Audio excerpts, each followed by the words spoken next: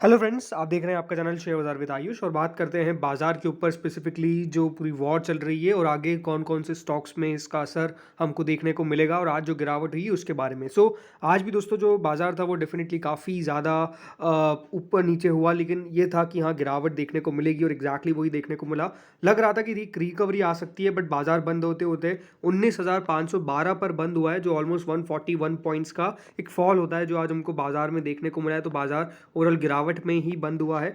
बाजार में ज़रूर एक समय पे लग रहा था कि थोड़ी सी रिकवरी आ सकती है, क्योंकि बाजार ने 19,588 रुपीज़ का हाई बनाया, बट उसके बावजूद वहाँ से वापस से सेलिंग प्रेशर देखने को मिला और फिर 19,512 पे बंद होता है। 19,480 का दोस्तों आज का डे लो था। तो 480 से 512, तो ये हम कह सकते हैं कि दिन के लोस के करीबन ही बाजार गया है। बट एक अच्छी बात यह है कि 19,500 के लेवल को अभी नहीं तोड़ा है, या फिर कह सकते हैं 19,500 के लेवल के नीचे आज क्लोजिंग हमको देखने को नहीं मिले, क्योंकि दिन के दौरान तोड़ा तो था बट उसके नीचे बाजार बंद नहीं हुआ है। तो ये है कि एक लेवल के ऊपर जाकर बंद हुआ है, लेकिन बाजार में गिरावट दोस्तों आज कायम थी, क्योंकि अभी भी हम कह सकते हैं कि वॉर को कोई खत्म होने वाली बात लग नहीं रही है। दूसरी दोस्तों जो एक ज़रूरी बात आज निकल कर आई है वो यही है कि यूएस का एक इंपॉर्टेंट बयान निकल कर आया, और यूएस ने क्या कहा? यूएस ने यही कहा है कि वो मिलिट्री शिप्स एयरक्राफ्ट भेजेंगे इसराइल को इज अ सपोर्ट। यानी डेफिनेटली जो सब सोचते हैं कि अमेरिका की कब प्रेजेंस आएगी, तो एग्जैक्टली अगर आप देखेंगे तो प्रेजेंस अमेरिका की ऑलरेडी आ चुकी है, और अमेरिका जो है वो अपनी शिप्स और एयरक्राफ्ट बेसिकली बेचता हुआ नजर आएगा इसराइल को। और ये खबर ज़रूर दोस्तों कुछ खास अच्छी नहीं है, बिकॉज यही है कि देखिए जब दूसरी कंट्रीज आती है तो बहुत बार और कंट्रीज़ के आने की संभावना हो जाती है। और जैसा हमने बात कही थी पिछले वीडियो में कि इसराइल को डेफिनेटली जो सबसे बड़ा खतरा है वो है ईरान से। देखिए जब भी कोई वॉर होता है तो आपको ये सोचना पड़ेगा कि वो बेसिकली कहाँ तक जा सकते हैं। अब इसराइल दोस्तों कह ये रहा है कि वो गाज़ा के ऊपर पूरा अपना कंट्रोल लेता हुआ नजर आएगा, जो पहले इसमें हमास का था। अब हमास बेसिकली पैलेस्टीन का ही यहाँ पर कह सकते हैं काउंटर करता है, पैलेस्टीन को ही जो सपोर्ट है, फिर कह सकते हैं जो वापस से पैलेस्टीन एक पूरे तरीके से जो देश बनाने की पूरी बात चलती है उसका पूरा सपोर्ट करता है, और वो हमास ही चाहता है कि वो लड़ता है। मतलब ओवरऑल एक आतंकवादी संगठन क्या है, वो मारता है जो भी बेकसूर लोग होते हैं उन सबको। लेकिन जो सबसे बड़ी बात है वो यही है कि जो कहा जा रहा है इसराइल के द्वारा वो ये है कि गाजा के अंदर जो भी हमास है उसको ख़त्म करता हुआ नजर आएगा।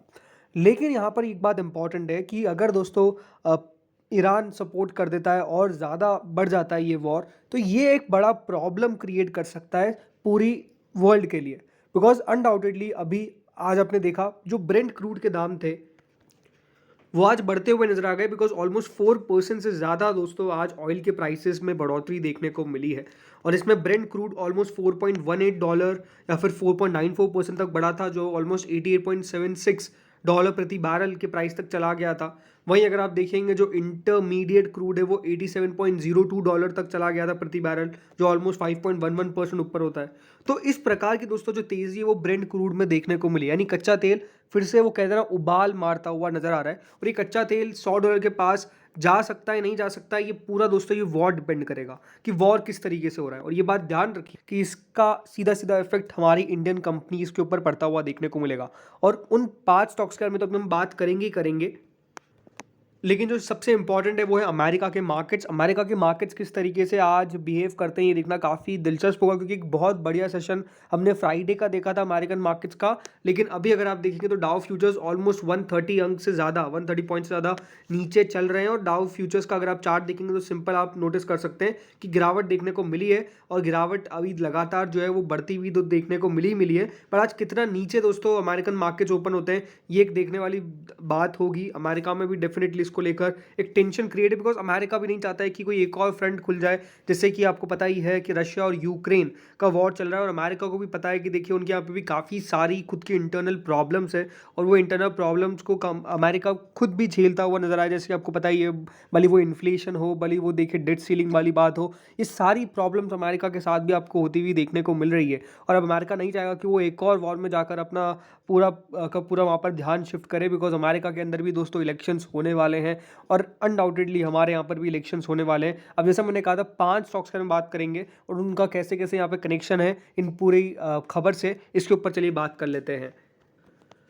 तो दोस्तों अडानी पोर्ट सबको पता है कि देखिए अडानी ग्रुप का एक इन्वेस्टमेंट देखने को मिला था हाल फिलहाल में हाइफा पोर्ट के ऊपर जो इजराइल के अंदर है। और आज अडानी ग्रुप का बयान भी निकल कर आया और बेसिकली उन्होंने कहा कि वो नज़र रखे हुए हैं जो भी सिचुएशन है और अपने एम्प्लॉयज़ की सबसे पहले सेफ्टी को लेकर कंपनी कंसर्न है। बट इंपॉर्टेंट बात क्या है, अगर आप as a point of business देखेंगे तो अनडाउटेडली ये उनके लिए भी एक झटका सा उनको महसूस होता हुआ देखने को मिला है। और अडानी पोर्ट्स आज ऑलमोस्ट 5% से ज़्यादा डिक्लाइन कर गया और यहाँ पर गिरावट और बन सकती है, स्वाभाविक सी बात है। अगर दोस्तों वहाँ पर वॉर कुछ और दिन चलती रही तो अनडाउटेडली बिजनेस का लॉस है ही और बिल्कुल पोर्ट्स भी वहाँ पर बंद रहेंगे, यही आपको एक प्रॉब्लम बेसिकली देखने को मिल सकती है। और इसीलिए दोस्तों आज अडानी पोर्ट्स का स्टॉक 5% तक पहले ही दिन टूटता हुआ नजर आया। और यहाँ पर देखना है कि कब तक ये वॉर चलती है, और क्योंकि गिरावट अगर आप देखेंगे तो अडानी पोर्ट्स में लास्ट एक महीने से 10% की ज़्यादा हो चुकी है और यहाँ पर गिरावट जो है वो और बढ़ती हुई नजर आ सकती है अगर ये वॉर और एक्सटेंड हो जाता है। अनडाउटेडली किसी को पता नहीं है कि कितना एक्सटेंड होगा ये वॉर,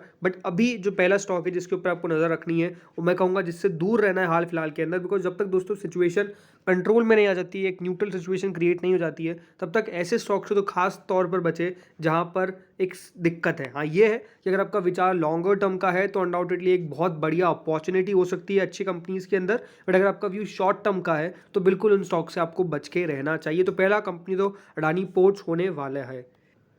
दोस्तों सेकंड कंपनी है बीपीसीएल। अब बीपीसीएल क्यों? क्योंकि ऑयल प्राइसेस तो बढ़ रही है। ये बात ध्यान रखिए, ऑयल प्राइसेस बढ़ना हमारे लिए कोई अच्छी संकेत नहीं है। जो लोग नहीं समझते कि बीपीसीएल तो काम उसका करता है, तो ये कोई अच्छे संकेत नहीं है। बेसिकली हम दोस्तों यहाँ पर जो तेल है वो इंपोर्ट करते हैं, सो तेल को और महंगे दाम पर खरीदना पड़ेगा और इसके कारण दोस्तों यहाँ पर और प्रॉब्लम क्रिएट हो सकती है।